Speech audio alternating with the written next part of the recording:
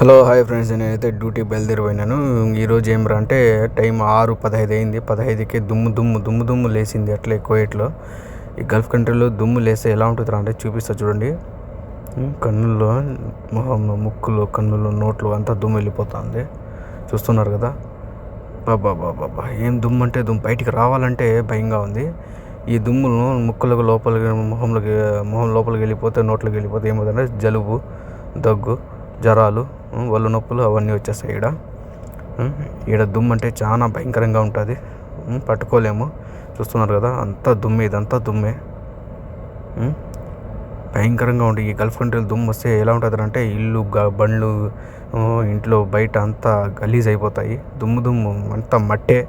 అంతా కడగాల. ఇంకా డ్రైవర్లు అందరికీ కష్టం అయిపోతుంది. ఆడవాళ్ళకి, మన ఇంట్లో పనిచేసే కద్దమ్మాలు కూడా, మన లేడీస్, మన ఆడవాళ్ళకి ఇంకా ఎక్కువ కష్టం అయిపోతుంది అన్నమాట. దుమ్ము వస్తే వాళ్ళు కూడా కడగాల, నీట్గా అంతా చెయ్యాల బయటంతా. చూస్తున్నారా, ఇదంతా దుమ్మే అనమాట. మా మేడం వచ్చి ఇక్కడ వచ్చేసింది అనమాట. పాండా అని, గ్రాండ్ హైపర్కి పాండా అని షాపింగ్ మాల్కి వచ్చేసింది అనమాట.